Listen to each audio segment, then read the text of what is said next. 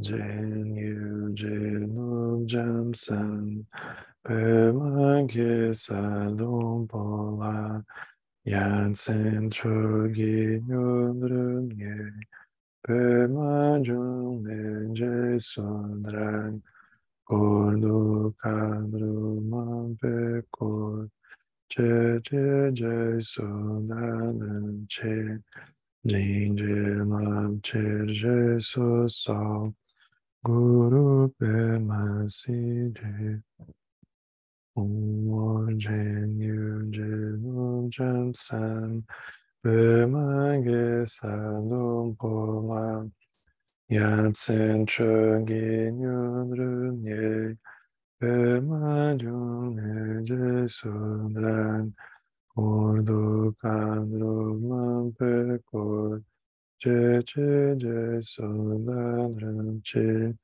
Jing Je Lam Che Je So So Guru Pema Si Je Hong Om Jen Yu Jin Jen San Pema Ge Sadong Pola Yatsen Chogi Nyudrun Ye Pema Jung Je Sudran Kundu Kandru Mampe Kor Che Che Je Sonan Che Jin Je Lam Che Je Su So Guru Pema Se Je Hum Sanje Chodan Soche Chonan Manjan Cho Bardo Dani Chapsu Che Dangi Jinso Jipe Sonan Che Drula Pinche Sanje Drupa Sho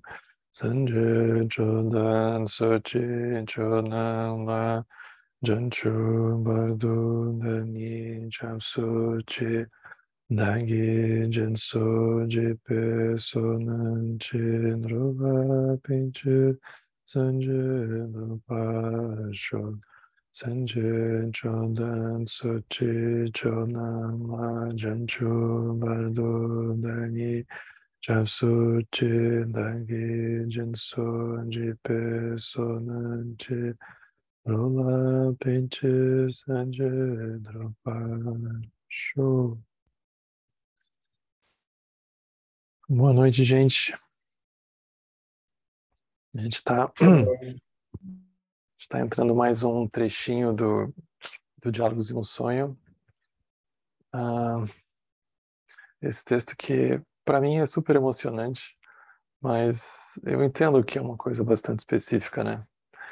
Mas porque ele faz uma coisa muito rara, que ele não vai necessariamente trabalhar numa abordagem que ele vai nos oferecer alguma coisa objetiva que a gente vai fazer, né? Ele não é um ensinamento que vai enfatizar uma técnica específica, né? Que a gente possa pegar e ficar com ela como um roteiro, assim, metódico, né?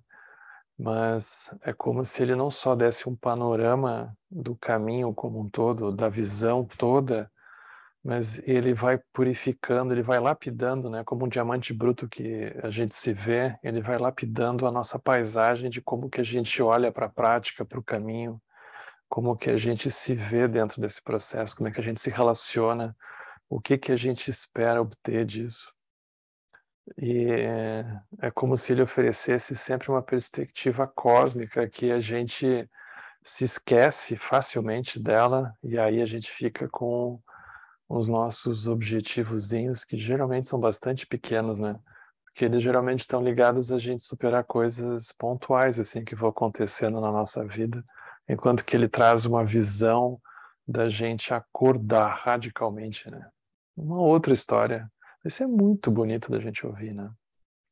Ao mesmo tempo, a gente está dentro de um trecho que é um trecho muito importante para nós nos dias de hoje, em que ele está fazendo um aprofundamento de algo que interessa a todo mundo, na verdade, que é uma distinção entre a gente ficar preocupado com o budismo e os ensinamentos budistas, e em detrimento da experiência do que quer que seja da gente acordar.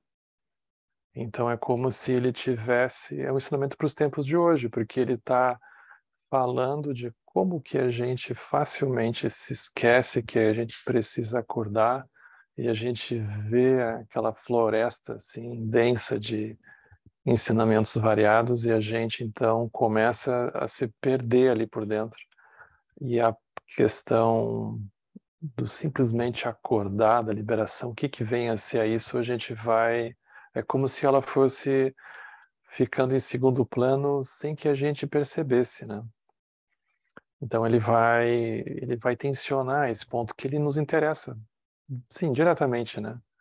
Então o trecho que a gente vai olhar hoje é totalmente sobre isso.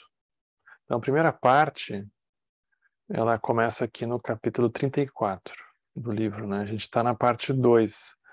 A parte 1 é uma parte mais causal, né? Ele está falando, ainda que fosse super profundo, ele trazia muitos exemplos de uma perspectiva bastante relacionada com temas do mundo, né? Aqui é como se ele trouxesse essa visão aguda já em relação à própria relação que a gente estabelece com o caminho espiritual, a própria relação que a gente estabelece com o caminho de transformação, o caminho de trazer benefício aos seres, um caminho de meditação, a forma como a gente encaixar isso, né, dentro de nós. Então é como se ele tivesse aqui então fazendo uma distinção, né? Ele começa a iluminar esses pontos, né?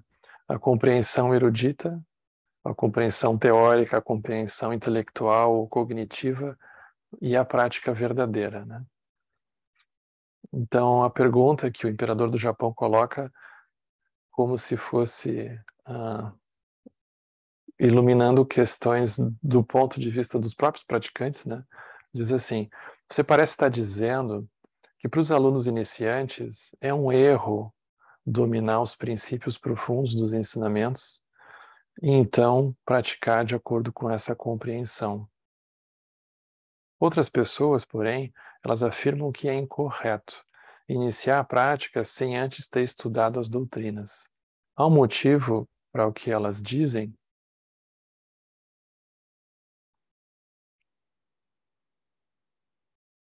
Olha a resposta dele, é muito boa.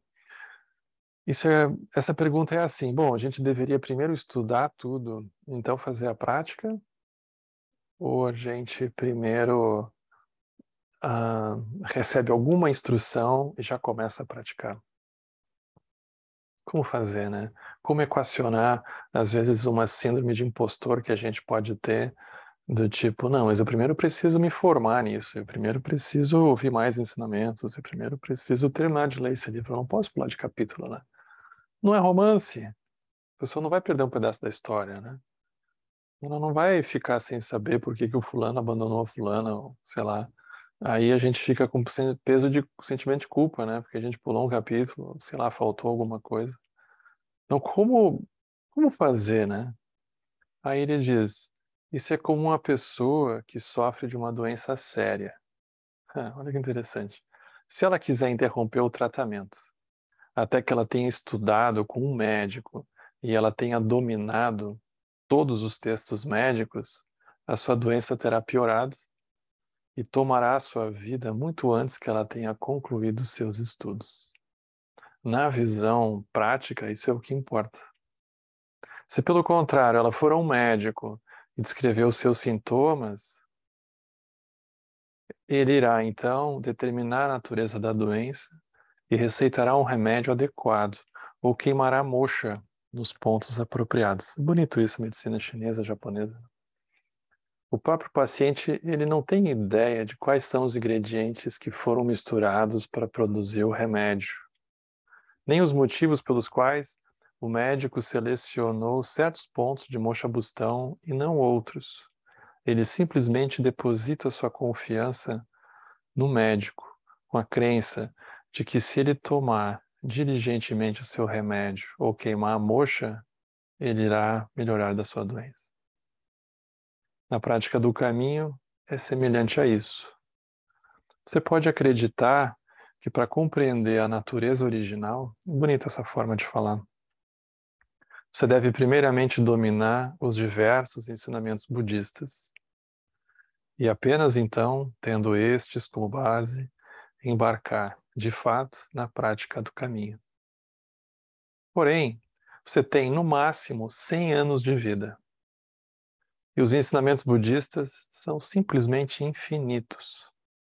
Como eles são um pouco repetitivos, se vocês já não prestaram um pouco de atenção, né?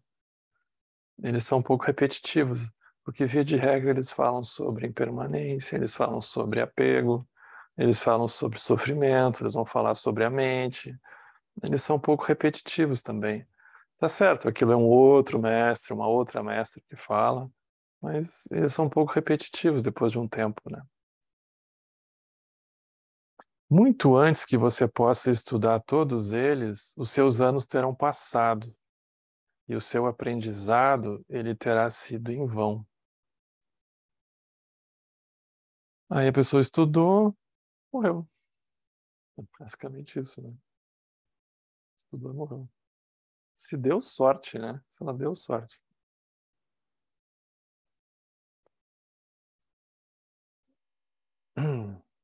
Sem consciência disso, você será arrastado pelas forças kármicas, incapaz de escapar do ciclo de renascimento e morte.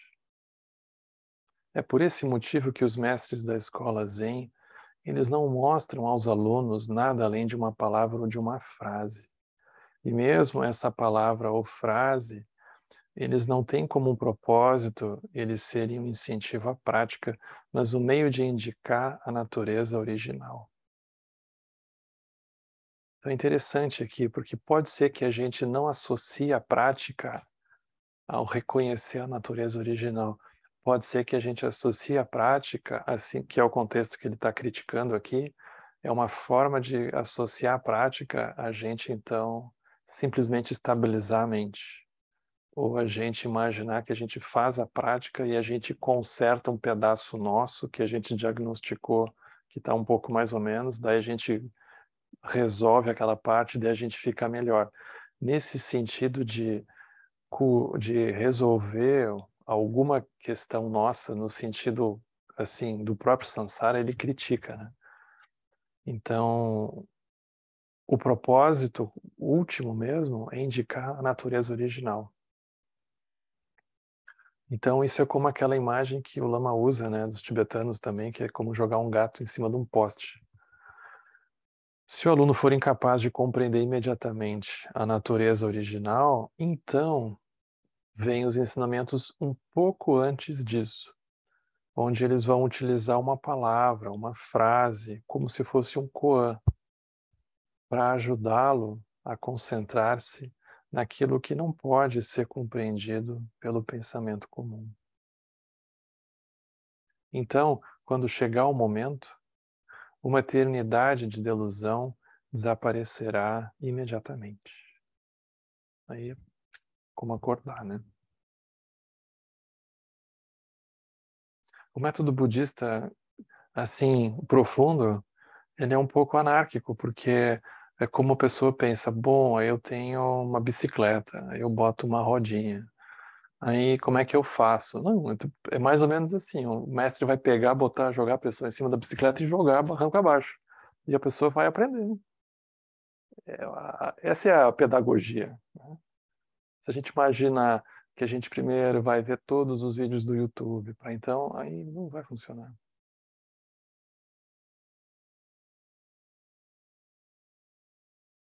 A pessoa aprende fazendo, né? A pessoa aprende fazendo. O método budista é esse. A gente não aspira. É como se a pessoa for muito certinha, ela não consegue fazer, porque ela vai querer sempre fazer certo. Ela vai querer começar tendo uma certeza que ela está fazendo certo. Não é assim.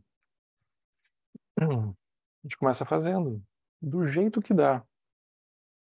Aí lá para as tantas começa a funcionar. É assim. Então não tem uma expectativa de fazer direito, né? Mas a gente vai fazendo.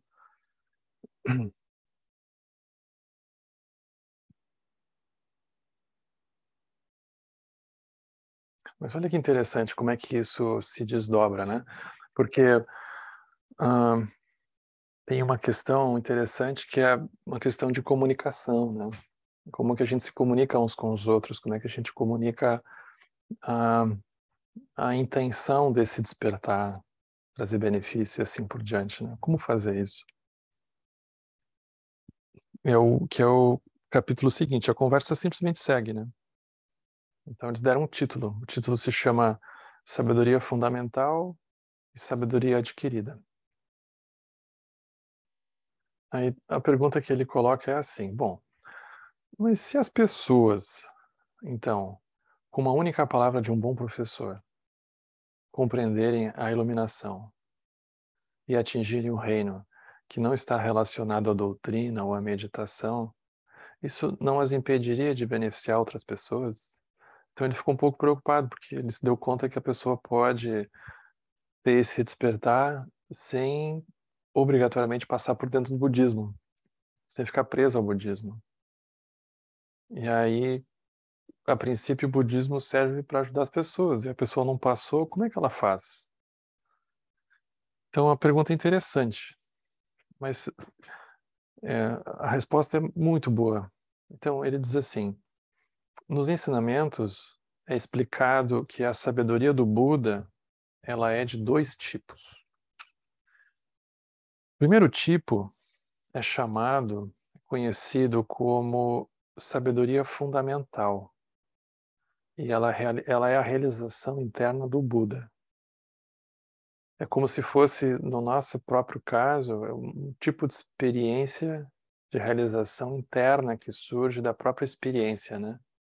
Sim, é a realização interna de um Buda, que pode surgir em nós. E o segundo tipo é conhecido como a sabedoria adquirida, que é a compreensão de como ensinar outras pessoas por meio do uso de meios expedientes. Para nós é uma expressão um pouco estranha, né? Mas é meios hábeis. A forma que a gente conhece, está mais acostumado, né? Então é meios hábeis. Então, como ensinar as pessoas por meio dos meios hábeis? Os ensinamentos doutrinários e meditativos dos Budas, dos mestres, são todos meios hábeis para ensinar outras pessoas. São isso. 4 nobres verdades. A gente gosta de ter algum conceito na mente que a gente possa decorar, que faça sentido, que a gente possa contar para alguém. É assim que funciona. Não que aquilo tenha um sentido em si mesmo, né? Mas é como se tivesse uma lógica, tem uma didática a princípio, né? Então isso acontece, mas isso em si não tem nada ali dentro, de fato, né?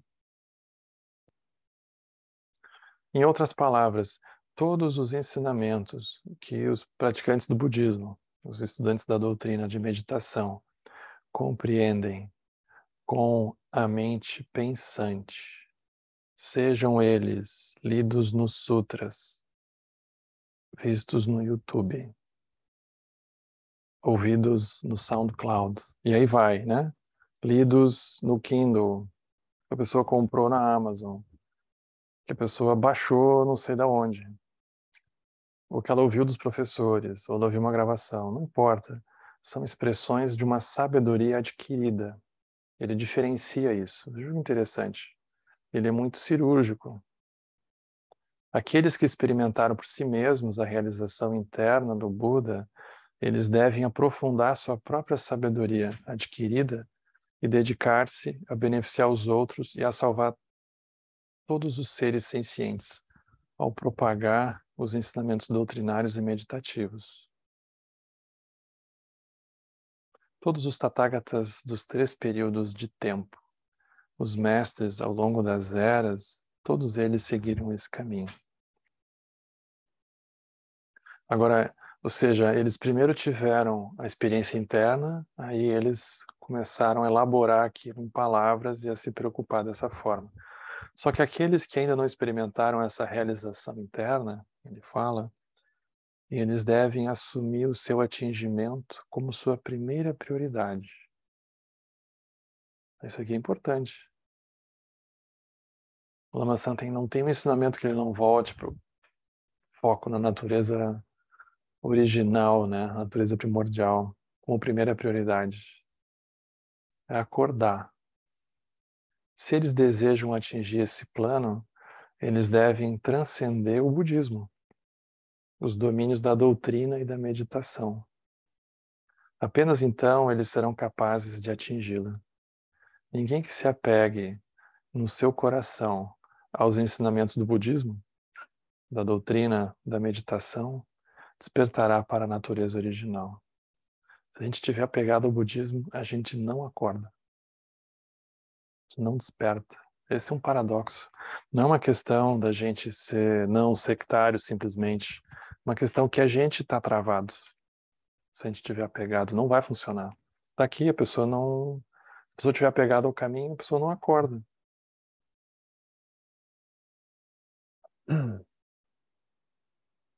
Ninguém que se apegue em seu coração aos ensinamentos do budismo, da doutrina, da meditação, despertará para a natureza original. O antigo mestre disse: quando a visão dos ensinamentos dos Budas e dos ancestrais é como a visão de inimigos implacáveis, somente então você terá capacidade de recebê-los. Também é dito: chegue até a raiz, não se preocupe com os galhos. Essa imagem que ele vai trazer agora é muito bonita, muito boa. Ele diz assim: isso é como plantar uma árvore. Se as raízes se firmam, os galhos e as folhas irão crescer naturalmente. E a árvore produzirá flores e frutos. Assim, quando você planta uma árvore, isso aqui é sobre a nossa prática, sobre a fundação, né? As raízes. Quando você planta uma árvore, você deve se concentrar inicialmente nas raízes, não nas partes superiores. Enquanto a árvore estiver se firmando, você limita a sua poda apenas a uns poucos galhos. Porém, seria equivocado pensar que uma árvore é plantada apenas para o bem das raízes. O motivo pelo qual as raízes são tratadas tão cuidadosamente é permitir que os galhos, as flores e os frutos floresçam. Mas vejam que bonitos aqui que ele diz. Ele diz assim: uma pessoa, ela pode ter compreendido a natureza original, mas se ela falhou em compreender os métodos de salvação do patriarca vivo, ela ainda não tem clareza em relação ao grande Dharma. Ou seja, a pessoa teve um insight, um vislumbre da própria profundidade da mente, da natureza da realidade e assim por diante. Mas se ela falhou em compreender os métodos, os meios hábeis do mestre dela, da mestra dela, ou seja, do lama que ela tiver conexão, da lama que ela tiver conexão, ela ainda não tem uma clareza com relação ao grande Dharma. Muito bonito, porque o professor, a professora da pessoa é como se fosse a manifestação imperfeita e ao mesmo tempo externa que ela vai encontrar da própria experiência dela. Então, é inseparável a pessoa gerar um nível de, vamos dizer assim, de comoção com o fato da linhagem estar viva e dela ter um professor ou uma professora. Ainda que a sua autorrealização seja genuína, uma pessoa não pode atuar como um professor, uma professora, uma vez que lhe faltam os meios hábeis para ajudar os outros. Porque se ela tem um professor, uma professora, um mestre, uma mestra, é porque ela tem alguém com meios hábeis na frente dela. Se ela tem esse insight e ela é incapaz de se comover com o esforço que a outra pessoa está fazendo para apontar aquilo para ela, para todos os outros, aí é como se a realização dela tivesse uma falha, ele está dizendo, né? É esse o significado quando se diz: a intenção é compreendida, mas as palavras não. Há outras pessoas que compreendem algo do uso que os antigos mestres fizeram dos meios hábeis, dos meios expedientes, mas cujos próprios olhos ainda não veem com clareza. Nesse caso é dito, as palavras, elas são compreendidas, mas a intenção não. Então a gente entende as palavras, mas a gente não pega a experiência. Isso também pode acontecer. Essas pessoas também não podem ensinar, porque elas não têm a experiência. Elas têm as palavras. Aí ele começa a dar umas dicas que são super boas. Ele diz assim, um antigo mestre disse, para aquele que ainda não atingiu a realização, é melhor estudar a intenção do que estudar as palavras. É como se a gente tentasse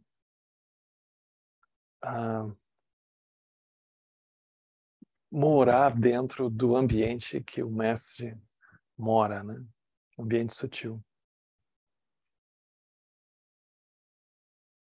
Para nós é estranho porque a gente é tão tanso, para usar uma expressão aqui do Sul, que é como se tivesse que a gente precisa que desenhem para nós assim, tintim por tintim.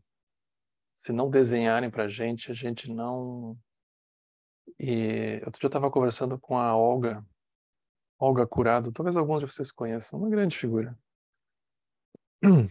E a Olga, ela é a sensei aqui do Caminho do Meio do dojo que a gente tem aqui de Aikido, né? Ela estudou com o fundador do Aikido no Japão, muitos anos atrás. E aí a Olga estava contando da experiência dela, do Zen também, porque eles eram praticantes do Dharma também, esses mestres, né? E ela estava contando de um mestre dela, que ele passou 50 anos fazendo um movimento errado. E ele levou 50 anos fazendo o movimento errado para ele se dar conta que ele estava fazendo o movimento errado. Só que o dia que ele se deu conta, aquilo foi uma espécie de iluminação para ele. E a Olga ficou muito impactada com aquilo, porque se fosse aqui no método do Ocidente, né, a gente imagina que o outro vai obrigatoriamente ir lá nos corrigir alguma coisa. Mas aí ela foi conversar com os mestres, né, e eles disseram, você tem que aprender a roubar. O caminho é sobre isso, né? Você tem que aprender a roubar. E se vire, né? Porque se você tem aquela intenção viva em você, você vai atrás de tentar descobrir como é que o outro faz aquilo, né? Então, é muito impressionante, porque o budismo desde sempre é assim que ele funciona, né? Então aqui ele diz, para quem não atingiu realização, é melhor roubar ou estudar a intenção do que estudar as palavras. Para aquele que atingiu a realização, é melhor estudar as palavras, ou seja, como colocar em palavras aquilo que não cabe em palavras, do que estudar a intenção. Intenção aqui se refere à intenção de Bodhidharma, o primeiro patriarca. Intenção de Bodhidharma se refere à natureza original inata em todos os seres humanos. Roubar a mente búdica, né? O reconhecimento. Palavra se refere aos respectivos meios hábeis utilizados pelas diferentes linhagens do budismo. Aqui 5 casas do Zen, mas as diferentes linhagens dos ensinamentos, né? A intenção é a raiz, as palavras são os galhos e as folhas. O aluno iniciante deve, antes de mais nada, compreender rigorosamente a intenção do patriarca e não permanecer inerte entre as palavras. As palavras, elas são infinitas. Agora vem das partes que mais me tocaram no livro todo, né? Que é como eles são cuidadosos, né? Muito cuidadosos. Ele diz assim: os antigos mestres, após despertar para a intenção do patriarca, eles passariam 30 a 50 anos no refinamento intensivo, eliminando seu karma remanescente e os obstáculos residuais. Veja o cuidado, né? De, uma vez tendo reconhecido o tempo que precisa para aquilo amadurecer, né? Esse tipo de treinamento ele é conhecido como nutrição do embrião sagrado. Muito bonito isso. Então tem um embrião sagrado, precisa proteger ele, precisa nutrir ele, precisa que ele fique exposto para que aquela visão derreta o samsara da forma como a pessoa vê, né?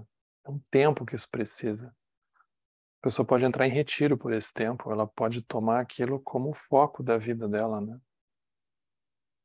Nutrição do embrião sagrado. Que bonito isso. Quando o processo amadurece plenamente, tudo é unido em um só, e surge naturalmente eloquência lúcida e o funcionamento apropriado, que permite a liberdade completa de ajudar outras pessoas. Nesse estágio, tanto a intenção quanto as palavras são compreendidas. Também há, é claro, as pessoas que não são capazes de ver claramente e nem de compreender os meios hábeis das linhagens, das 5 expedientes das 5 casas. Sobre tais pessoas é dito: nem a intenção, nem as palavras são compreendidas. Depois de algum tempo que uma árvore foi plantada, seus galhos, suas folhas, flores, frutos ainda falharem em se desenvolver, nós podemos concluir que a árvore não teve sucesso em se enraizar. A pessoa ouviu o ensinamento, ela tentou copiar, não deu, ela pegou as palavras, não funcionou. E aí? Se a gente renovar o solo e o mantiver devidamente regado e fertilizado nos dias e meses seguintes, nós podemos ter confiança de que as raízes se estabelecerão e o restante da árvore florescerá. Só isso. Refaz os votos, ajeita como precisa, né? E segue. Aquilo vai dar certo, vai florescer. Uma pessoa tola, porém, sem a consciência de que a razão para o pouco crescimento está nas raízes, ou seja, na intenção original, né? Tenta fazer com que os galhos cresçam e as flores desabrochem, como se a gente começasse a buscar os resultados rápido, né? Sem que aquela raiz tivesse efetivamente se aprofundado. E a gente quer logo o fruto que vem lá na pontinha.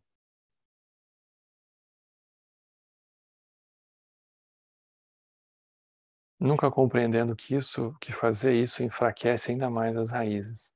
De forma similar, se uma pessoa que compreendeu a intenção de Bodhidharma ainda não possui os poderes de eloquência, operação, transformação, ela não deve se preocupar com questões triviais, mas ao invés disso, permanecer na natureza original, erradicar as noções de um eu substancial e dos objetos substanciais, e chegar à origem, tanto dos desejos deludidos quanto da compreensão sagrada.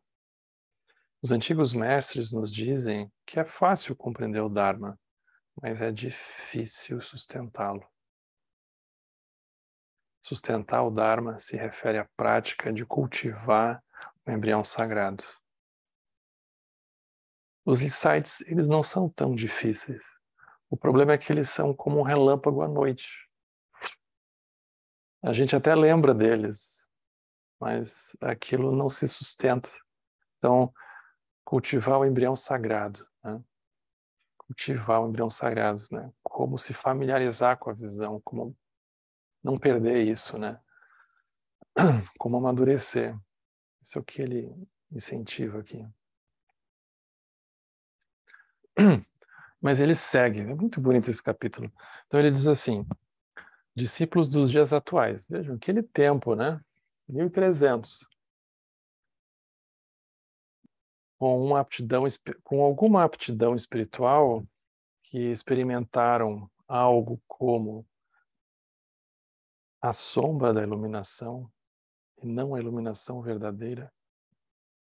Então a pessoa teve, é bonita essa expressão, sombra da iluminação, porque é um pouco como aquela imagem que se usa que a gente, quando olha para uma estrela, a gente está vendo uma coisa que já foi, né? Já foi há muito tempo. O tempo que levou para aquela luz fazer a viagem, né? É um pouco isso, assim. A gente está vendo uma sombra da iluminação. Aquilo foi um flash. raramente realizam a prática de cultivar o embrião sagrado. Por que que é fácil a gente escapar dessa, como se fosse uma postura cuidadosa, né, de cultivar o embrião sagrado? Porque tais estudantes, convencidos da sua compreensão fundamental da verdade, mas preocupados por ainda lhes faltarem eloquência e outros poderes, eles partem para o estudo dos ensinamentos doutrinários e meditativos. Aí eles tiveram alguma experiência que pode ter sido genuína realmente. Aí aquilo empolga eles tanto que eles pensam, bom, agora eu preciso ensinar isso, agora eu preciso fundar alguma coisa, eu vou criar um curso. E aí eles se apressam, eles ficam ansiosos, né? Eles querem sair contando. Então eles se apressam, eles partem para o estudo dos ensinamentos doutrinários e meditativos, com a esperança de que por meio da providência dos Budas e dos patriarcas, eles irão adquirir aquilo que eles procuram.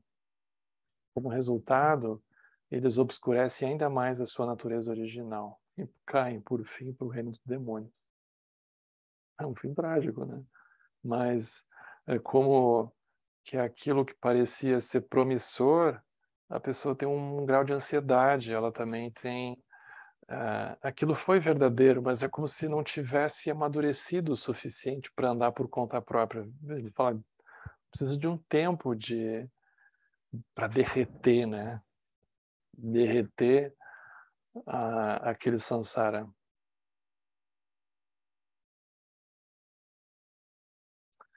Há ainda outros discípulos que, vislumbrando a sombra da iluminação, acreditando que ela seja a natureza original, eles se agarram à sua experiência com a crença de que isso constitui o cultivo do embrião sagrado.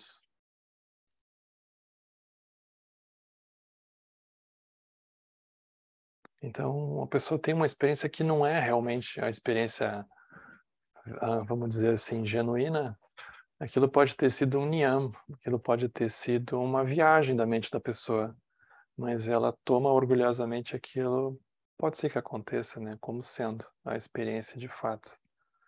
A continuidade de tal cultivo por 1000 encarnações ou 10.000 kalpas não atingiria nada além do aumento da nossa própria ignorância. Ainda que durante esse tempo nós acumulemos algum mérito, isso por fim levaria apenas a mais perambulações pelo reino do Sansara. É como plantar uma árvore sem raízes.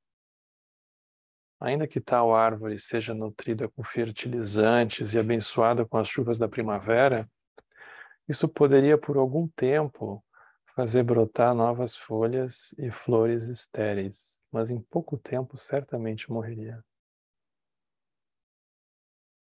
Isso aqui é muito interessante, né? Outro dia eu estava vendo... Peraí que tá falhando a minha câmera aqui. Deixa eu ver o que é isso.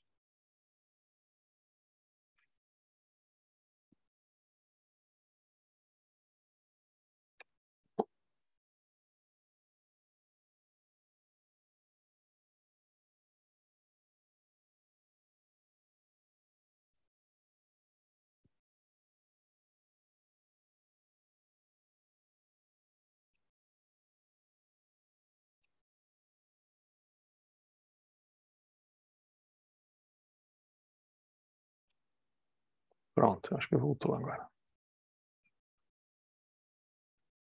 Então, é como se ele estivesse dizendo, não tenham pressa, não tenham pressa. A gente tem que amadurecer as coisas, né?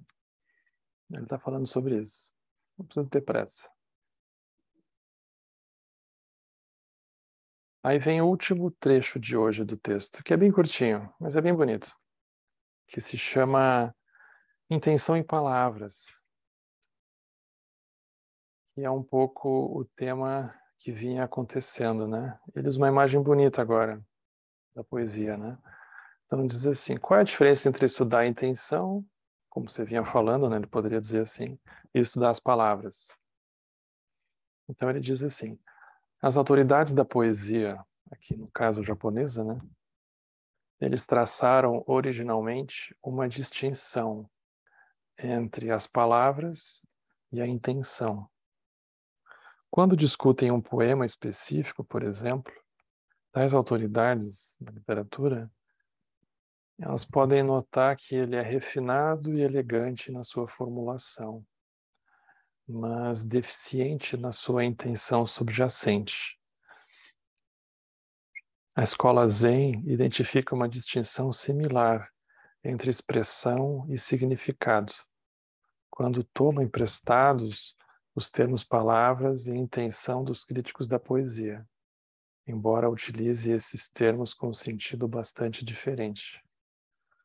O Zen possui muitas expressões especializadas relacionadas a categorias de palavras, como... Bom, tem um monte de palavras japonesas aqui que eu não vou me aventurar agora, né? Mas o Dalmo tinha que estar aqui, né, para salvar a gente.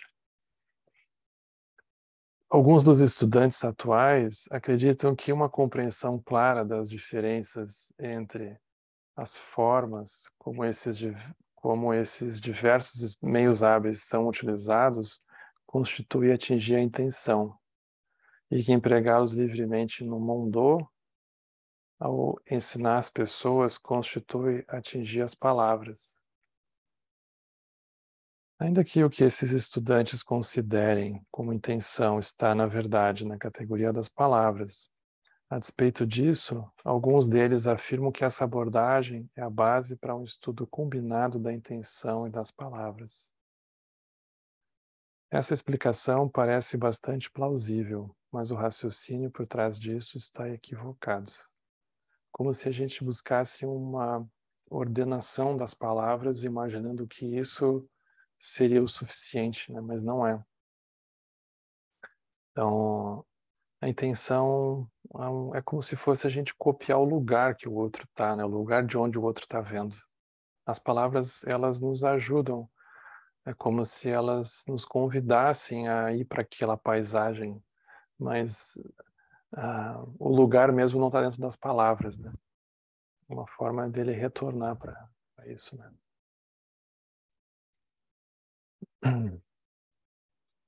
Então aqui, né, a gente viu umas coisas muito interessantes, né, que nos ajudam a ampliar a própria forma como a gente olha para a prática, né, como a gente olha para a forma como a gente se relaciona com o próprio caminho na nossa prática pessoal mesmo, né? O que ele está tensionando aqui é isso, né? Então o texto é super bonito. Esse aqui é um texto para a gente voltar várias vezes, né? E olhar, porque ele é muito atual, muito atual. É como se ele estivesse oferecendo, na verdade, ele não está dizendo para a gente fazer uma prática específica, ele está oferecendo um controle de qualidade para a gente utilizar na prática que a gente já vem fazendo. Como se fosse uma forma da gente refinar a conexão que a gente já tem e como ampliar essa conexão que a gente já tem, como tornar ela ainda mais ampla, mais aguda, mais profunda. Isso que ele está fazendo aqui, né? Então é impressionante, porque isso aqui vem por dentro do Zen, mas serve assim como uma luva para o que a gente está fazendo, porque ele está falando de uma perspectiva que ela não diz respeito a uma linhagem, né? Mas é como alguém que já percorreu o caminho e começa a falar dos atalhos, né?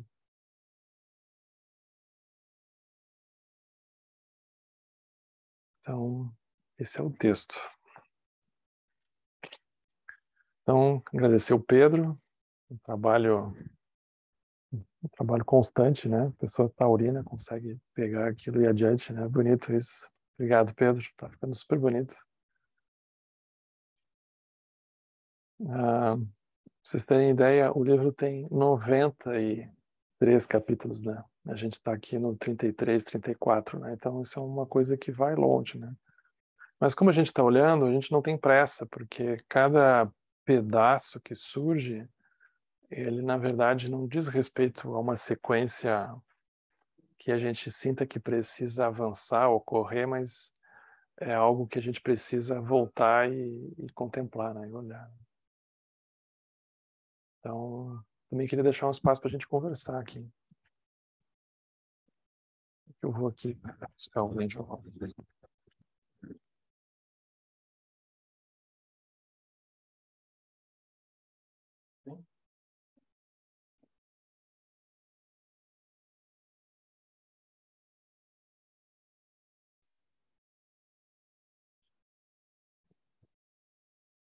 Oi, Leonardo. Oi, Boa tá noite. me- boa Shows. noite.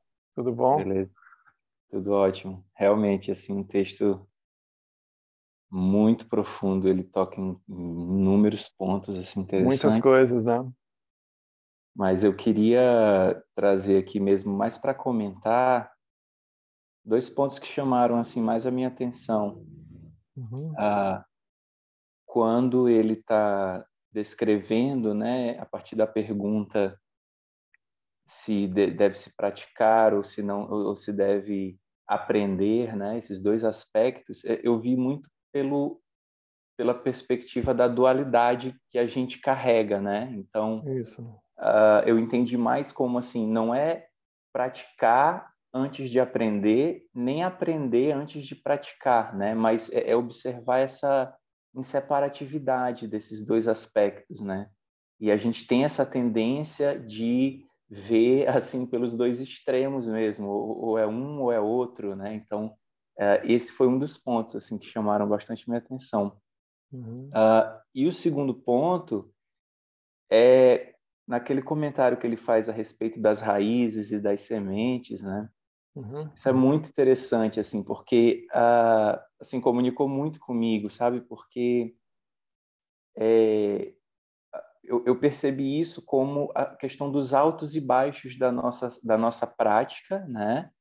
É, na qual ele reforça assim que o básico funciona, né? Então, geralmente a gente tem essa ideia de querer praticar com a intenção do fim, né? De chegar ali uhum, no produto final da coisa, uhum, mas aí quando a gente percebe esses altos e baixos que acontecem durante nossa prática, a gente se frustra porque quer chegar num lugar, né? De repente ali estabelece um ideal e aí percebe que não é bem por aí, né? Me lembrou também a primeira fala daquele do treino da mente, né? Do Geshe Chekawa, do Lojong, é uhum, o uhum, treinar a mente em 7 pontos, né? Que ele fala, eu acho que um dos primeiros versos que ele diz se eu não me engano, é pratique as preliminares, né? Ou seja, os ensinamentos do Lojong, eles, em sua profundidade, eles só vão servir se a pessoa, tipo, praticou de forma, entre aspas, suficiente as preliminares e compreendeu ali aquela etapa do caminho, né? Então uhum. eram esses aspectos aí que eu queria trazer. Obrigado. Legal, obrigado. Faz muito sentido. Ah, a perspectiva que o Muso Soseki traz aqui no texto, né, o que a gente vai aprender com o Lama Santen, com o Alan Wallace também, é como se a gente, aquilo fosse ficando aparentemente um tanto óbvio que é assim, né? Mas se você vai numa perspectiva tradicional tibetana, por exemplo, né? Dizer que você vai a Dharamsala, você vai encontrar os Gelugpa lá, eles vão dizer que você está imaginando em fazer retiro, que você está imaginando em praticar isso ou aquilo, e você não fez uma montoeira de práticas preliminares bastante específicas, eles não vão nem considerar. Então é uma perspectiva um pouco, ela é bem revolucionária num certo sentido, porque é como se ela trabalhasse caso a caso, né? Ela fosse não fosse necessariamente colocando ênfase num processo de escolarização budista, né? Mas fosse trabalhando com a experiência um a um, né? Que é o jeito que o budismo surgiu no Tibete, né? Depois começa, aos poucos, é que começa a surgir uma institucionalização, assim, com os mosteiros e um currículo, né? Mas o início ele era muito solto, né? Muito livre, né? E mesmo no Zen, essa era um pouco a forma como isso aconteceu por muito tempo, né? Até os dias de hoje, muitas vezes, né? Mas não é a única abordagem, por isso que se a gente coloca em contraste com outras visões, é como se a pessoa primeiro precisasse estudar muita coisa mesmo, né? É uma forma tradicional de olhar, né? Mas não é a única, né? Então aqui ele está apresentando outra. E é exatamente a forma que Guru Rinpoche também aborda, né? A forma que o Muso Soseki traz, que Guru Rinpoche traz, é a mesma forma. Para ver o Alan Wallace falando exatamente disso, né? É bonito porque converge, né? A gente vê esses ensinamentos convergindo. Obrigado. Oi, Célia.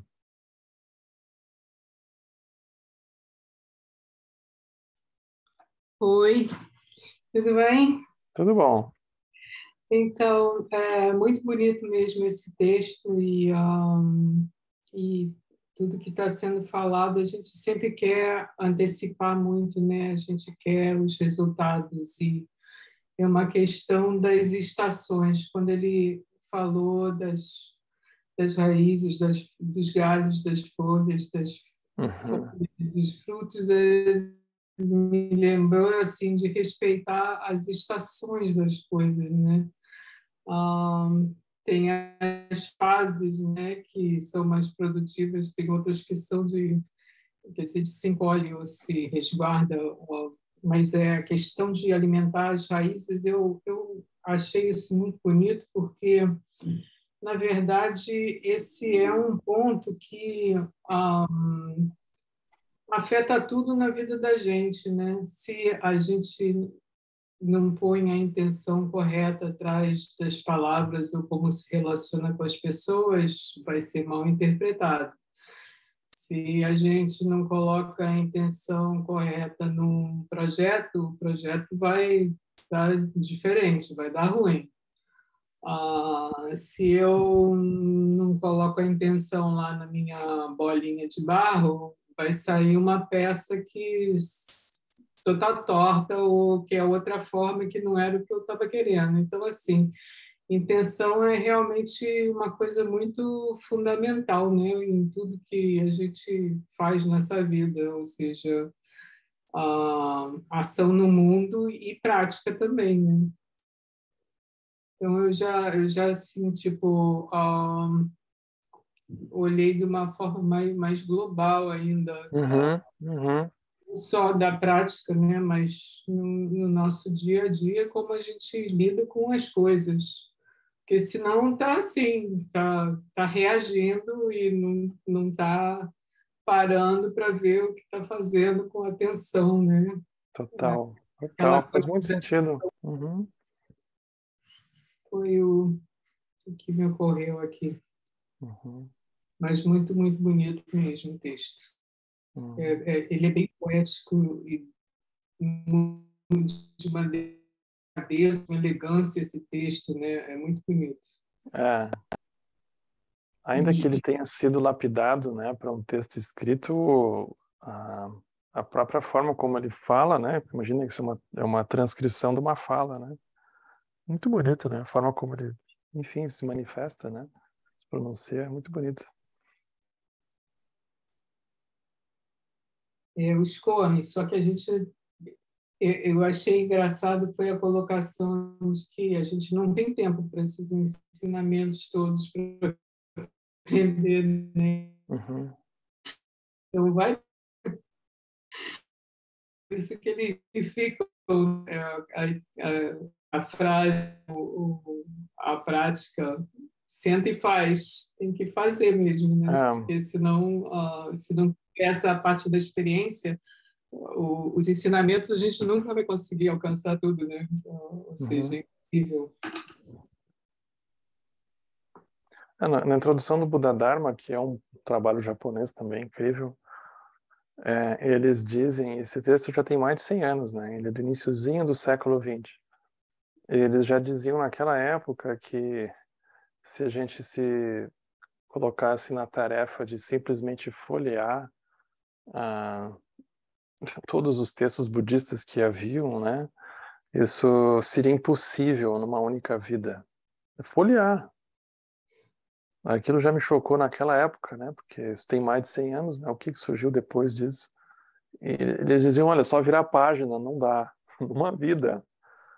Calculem hoje, né? Com tudo que veio depois. É muito impressionante. E a gente quer chegar lá, né? A gente quer consumir tudo, né? E aprender tudo dessa maneira. É. Atropelar, né? Tem que ir devagar mesmo, com calma. Obrigada, Henrique. Obrigado, Célia. Oi, Vânia. Oi, Henrique. Primeiro, você está conseguindo me ouvir bem? Porque eu não sei se a minha conexão tá boa, porque está Tá tendo umas boa, te ouço falhas. bem. Te ouço bem. Ouve bem. Tá bom.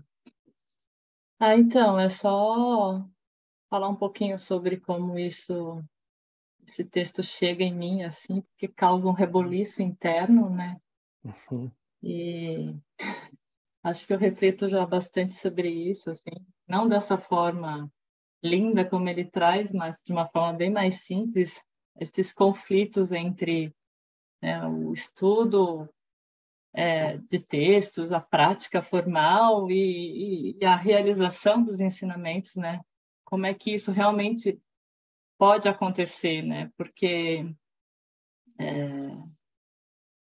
para mim, às vezes, quando eu penso sobre isso, parece que é impossível sem estudar os textos, né? Sem praticar mais, sem estudar mais.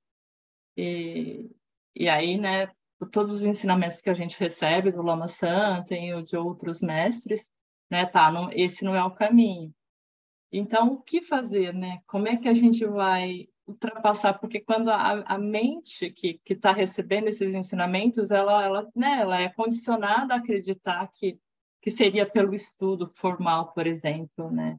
Então, e aí mesmo tentando a prática formal de sentar na almofada e ficar em silêncio, praticando shamatha ou outras práticas, porque é algo muito mais sutil que teria que acontecer internamente para a gente atravessar essa mente, né? Eu acho que eu não sei nem se eu estou sabendo me explicar, mas aí às vezes vem esse questionamento para mim, em que momento, né?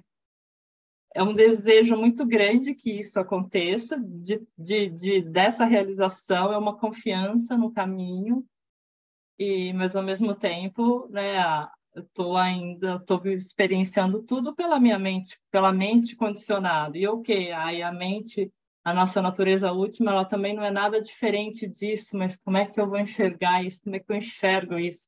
Isso me causa uma ansiedade. Até acho que um pouco ligado a isso na palestra que o Lama deu no sábado, né? Aquilo eu saí depressiva da palestra, assim, né? Que eu assisti, eu fiquei deprimida.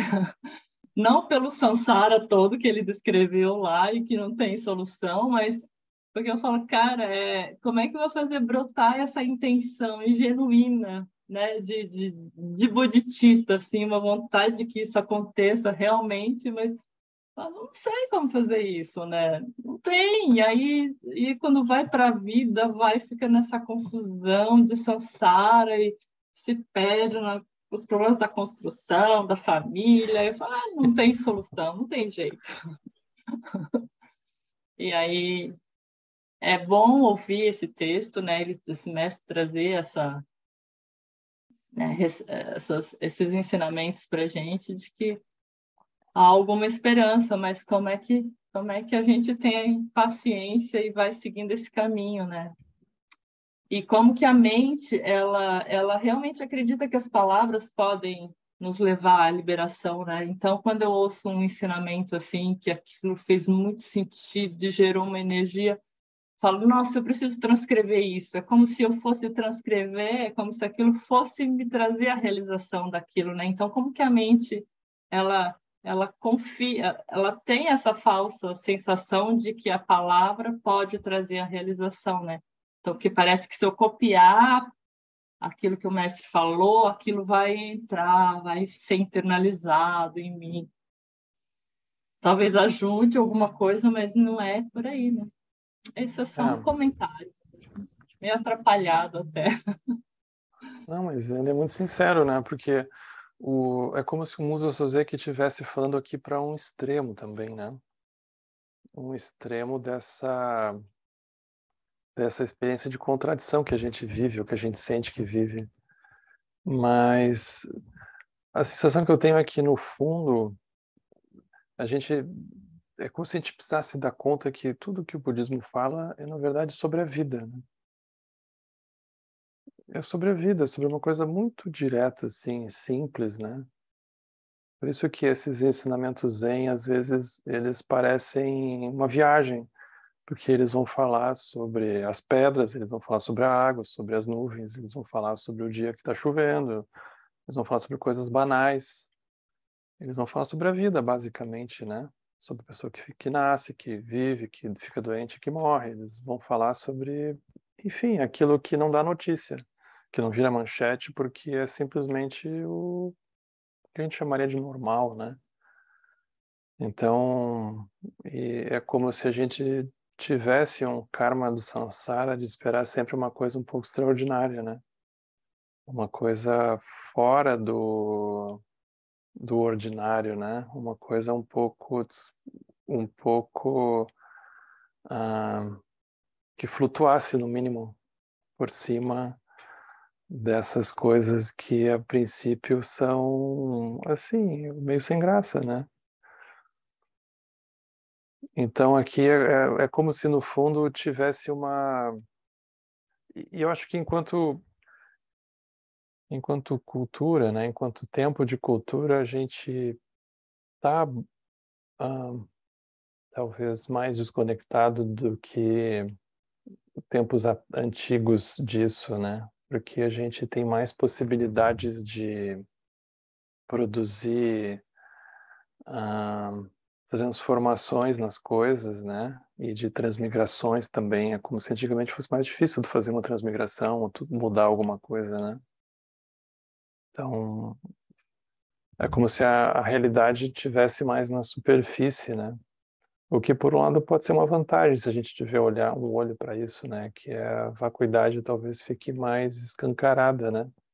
Talvez em tempos mais estáticos a vacuidade ficasse mais escondida, porque aquilo há tanto tempo era daquele jeito que fosse meio difícil a gente suspeitar que aquilo talvez não fosse realmente aquilo, né?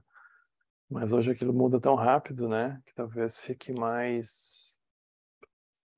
talvez menos difícil, vai, vamos dizer assim. Mas no fundo, se a gente olhar as descrições, elas estão falando sobre coisas que já acontecem, né? Que já estão presentes, que já estão acontecendo. Então é como se essa mente que buscasse alguma coisa, ela precisasse descansar, né? Então a forma deles colocarem é como se estivessem convidando a gente a ver o que já tem, né? E não o que falta. O que a gente imagina que vai acontecer. Parece que é bem mais simples, né, do que a nossa mente, na verdade, ela É isso, né? imagina, né? É. Até porque, às vezes eu penso sobre isso, não vai ter outra coisa, não tem uma outra, né? A experiência de iluminar, seria a experiência de iluminar essa experiência, né? Isso, não vai ter É, um sobrenatural, algo, vou ser abduzida desse universo e vou para algum outro lugar, né? Mas a mente vai por aí. E aí eu gente, penso que é verdade, eu acho que a vacuidade ela é mais perceptível para a gente, assim. Aí para mim, dentro dos ensinamentos, aí eu vejo que eu teria que contemplar mais a luminosidade, né? Então, porque aí às vezes parece que é isso, parece que o que está brotando, o que está surgindo, ai, não poderia, assim. Então eu não contemplo, eu não, eu acho que a minha percepção da vida, aí ela parece que eu tô num nível mais sansárico e eu não estou conseguindo enxergar isso como uma expressão luminosa, né, da mente, da sabedoria uhum. mesmo. Mas é isso. Tem até um livro, né? Se a gente quiser entrar no próprio paradoxo da coisa, né? Que é aquele depois do êxtase, lave a roupa suja, né? Porque a gente imagina que vai ter uma calçada da fama, assim, que a gente atingir iluminação, e aí a gente vai lá botar o nosso pezinho lá, e a nossa mão, e aí vai ter uma recepção, assim, né? E sei lá o que a gente imagina. Mas a gente tem um fundo meio hollywoodiano, assim, que vai acontecer, né? Mas não é. É um pouco frustrante, né? Para o javali é um pouco frustrante, porque é a sensação do javali. Então é contraintuitivo, né? É um pouco contraintuitivo. Bastante. É, Bastante. Eu nunca. Esse livro a gente consegue comprar ele? eu acho que sim, eu nunca li, mas o título eu acho bom. Depois do êxtase, Lave a roupa suja. lave a roupa suja. Eu sei que Procurar. existe, mas eu nunca li.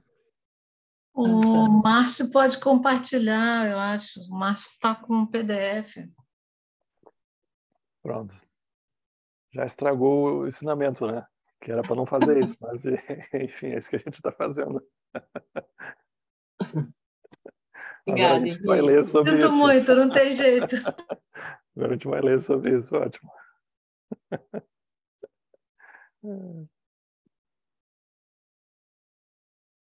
Oi, Tamara. Oi, Henrique. Oi, gente. Boa noite. Boa noite. Henrique, se eu puder, eu queria ler, falar um pouquinho o que eu pensei, para você me corrigir, porque eu não sei se eu pensei direito. Por favor. Ele falou uma hora que é importante a gente cultivar o embrião sagrado. Uhum. E eu não sei se eu entendi direito, mas para mim o embrião sagrado é a tal da intenção, que para mim caiu como bodhicitta, como se fosse bodhicitta. Seria a melhor intenção que a gente poderia ter. Uhum. E aí eu achei que é difícil gerar bodhicitta, né? Que nem a Vânia estava falando, a gente não sabe como fazer. Mas pelo que eu entendi que ele falou, a gente tem que tentar praticar tentando copiar a mente do mestre. E aí eu acho que é o que você falou de roubar a mente do mestre, que alguém falou isso em algum momento. Aí depois você falou que as intenções seriam como se fosse copiar o lugar da mente do mestre. Aí eu pensei que a dificuldade de fazer isso é porque a gente não tem a sabedoria do espelho. E ela não nasce assim do nada, né? Que eu acho que a gente precisa ter isso para ter. E aí você disse que as palavras são um convite. E aí, para mim, assim, eu achei que as palavras seriam como se fossem instruções, assim, um mapa. Tipo, não adianta a gente ter um mapa na mão se a gente não sair andando procurando lugar. Uhum. Que aí tem a ver com a questão da prática, né? Uhum. E aí eu achei também que para desenvolver essa coisa da sabedoria do espelho com os mestres, talvez ajude aquela coisa que a gente falou uma outra vez, que é estudar, ler, saber, ouvir das biografias deles. Porque aí quando a gente ouve a história deles, a gente consegue mais ou menos se pôr no lugar deles e talvez pensar um pouco mais perto do que eles pensaram em várias fases da vida deles, né? Eu pensei isso. E aí eu pensei que além das palavras, né, que a gente, quando ouve os mestres falando, a gente vai tentando copiar a mente deles e ouvindo as palavras, eu acho que a gente também pode prestar atenção em outras formas de linguagem não verbais, né? Tipo, assim, os gestos, as expressões corporais, as ações deles, as iniciativas que eles têm, como que eles, tipo assim, coisas que eu tenho curiosidade, né? Como é que eles resolvem os problemas deles, né? Como é que eles vivem, como é que são as relações deles, essas coisas. Porque se eu não souber, como é que eu vou copiar a mente dele? Eu não sei, eu só sei o que ele me mostra.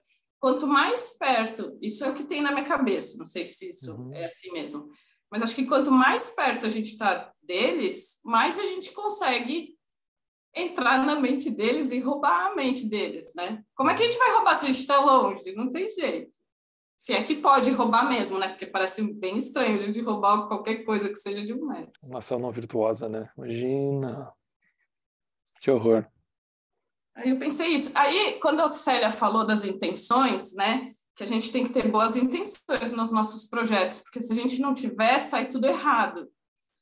Mas, às vezes, eu acho que a gente tem boas intenções, mas sai errado do mesmo jeito.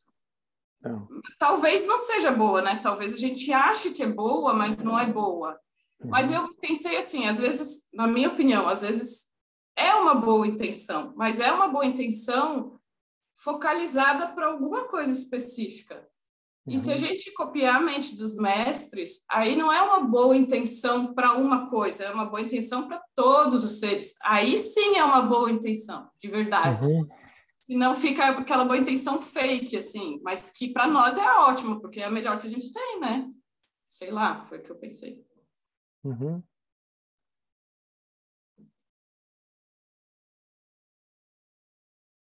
Você pensou ótimo. Pensou ótimo.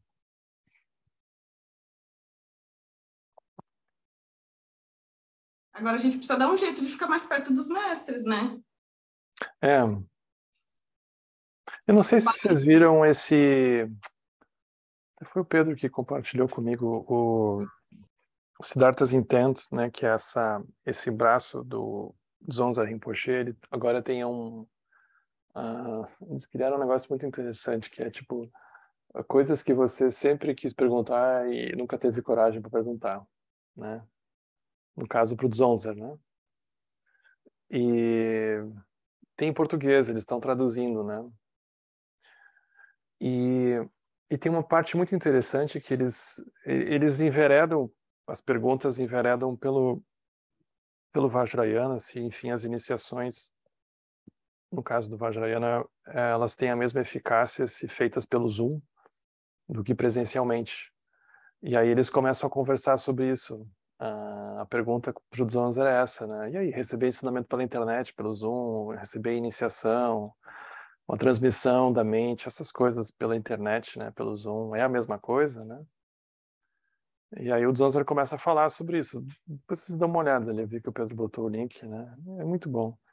Mas ele tem uma parte que ele diz que é muito boa, que ele diz, olha, eu acho que é uma questão que está em aberto, ela é absurdamente recente, né? A história do budismo, se a gente bota aí, o budismo tem 26 séculos, essa questão começou a acontecer aí de uns 5, 6 anos para cá, 10 no máximo, muita força, né? Não tem nem graça, né? É muito recente. Mas tem muita coisa que funciona, assim. É óbvio, né? Mas o Zonza diz, mas tem uma parte de Guru Yoga, uma parte do processo que é assim, você não tem como ter a oportunidade do mestre te irritar pelo Zoom. Você tem que estar perto dele, né? Dele puxar o seu tapete, dele apertar os botões que você tem, assim, né? Os pontos fracos. Ou seja, todas aquelas regiões de apego que a gente luta para manter intacta por dentro da prática, ou imaginando que o Dharma vai ainda melhorar aquelas regiões nossas, né? Que paradoxalmente são as que nos mantêm no samsara. Você não consegue fazer isso pelo Zoom. Para isso tem que ter a convivência, né? Então tem uma parte que é como se fosse insubstituível. Mas tem muita coisa que dá para ir adiantando pela internet. Mas tem partes que não dá para trocar. Não tem como trocar, né? Eu achei bem justo. Eu acho isso mesmo. Tem coisas do cotidiano que você não consegue, não é equivalente, né? Eu já vejo nós aqui, né? Vocês estão tudo quieto aí. Mas se isso aqui fosse um encontro presencial, assim, entre nós, já tá ter um cochicho aqui e ali, gente falando, e já combinando alguma coisa. É assim que a gente funciona. A gente também está olhando para outras coisas, outras partes do corpo. A gente tem uma sensação de completude do cenário, do ambiente, que é muito mais intensa, né, e potente do que aqui. Aqui tem uma telinha, mas vocês têm o resto da casa de vocês por detrás e, enfim, um monte de coisa acontecendo. Não é a mesma coisa. Então isso é interessante, né? Agora ainda assim tem muita coisa que funciona. Não é para jogar como se usa aquela imagem, né? Jogar água do banho do bebê e o bebê fora junto, né? Não, tem muita coisa que funciona. Mas fica isso, né? É muito legal ali, porque eles perguntam sobre outros temas também ali para o Zonza, muito bons. Perguntam sobre engajamento político, social, tem coisas legais ali que o Zonza responde. Vale muito a pena dar uma olhada. Ô, Henrique, por curiosidade, assim, tem várias biografias de vários mestres, né? E aí, assim, eu não li nenhuma, assim, direito, assim, eu não sei o quão detalhadas elas são. Existe alguma, assim, que seja mais detalhada, assim, tipo, como se fosse um diário do mestre, assim? É porque tem muitos perfis, né? Mas se tu não leu nenhuma, tu lê a do Thiago do Rinpoche. É sensacional. O Senhor da Dança. Que a gente vai ficar achando que a nossa vida é muito sem graça. Porque a vida dele é simplesmente assim, estratosférica. As coisas que ele conta parece um roteiro de filme, assim, pra lá de Star Wars, assim, né? É uma coisa incrível. Mas, assim, Parece ser muito incrível. eu sei que fala das dificuldades que ele teve quando ele saiu, tal, essas coisas. Mas, assim, fala das coisas mais de relações do dia a dia, tipo com a mãe, com o pai, com os filhos dele, com as mulheres. Fala disso? Fala. Ele fala muito da mãe dele no início. Depois ele fala da esposa, quando ele casou, os filhos nasceram. Tem fofoca também. Não é fofoca, é importante a gente saber isso. Claro. Os mestres se relacionam, ué. Claro. É que aí eu também não sei, assim, é difícil de saber. Uhum. Porque, assim, será que ele fez tudo certo? Será que ele também não fez alguma coisa errada? Fez. Tá lá. E aí se ele fez errado, eu vou querer copiar o errado. Aí também É mais ou menos, né? Porque não tem uma parte que fala, não, a partir daqui ele fez tudo certo. É difícil de saber.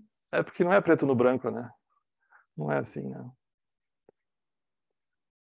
Não é assim. Mas se tem uma coisa que é uma das coisas muito valiosas é que o Rinpoche, ele fala, é muito bonito, né? Porque ele fala, assim, das dificuldades que ele passou, mas mais do que isso, ele consegue rir delas. Esse é o grande ensinamento, porque ele consegue rir dele mesmo muitas vezes ali. Ele tira onda dele mesmo. Então tem uma ironia leve, assim, sabe? É bonito isso. Isso é uma coisa que fica de herança, assim, do texto, sabe? Muito bonito. Porque ele não esconde nada, mas ao mesmo tempo ele ri dele, assim. É muito bonito como ele se descreve, né? Vale a pena, O Senhor da Dança é muito bonito. Obrigada. Obrigado. Então tá, gente. Vamos fazer a dedicação. Os méritos deste encontro se expandam e toquem a todos. Que o Mestre Universal da Paz e da Compaixão, Sua Santidade Dalai Lama, juntamente com todos os mestres de todas as tradições que veiculam essa mensagem, tenham longa vida. Todos estejam a salvo de gerar pensamentos negativos, o obstáculo mais destrutivo. Que esses pensamentos nunca surjam em nossa mente. E que todos os seres também estejam livres de pensamentos negativos. Quem lutou sum ring lutou zan sa sum cha pa pel dro jo sum na wadan midra do sum gene show.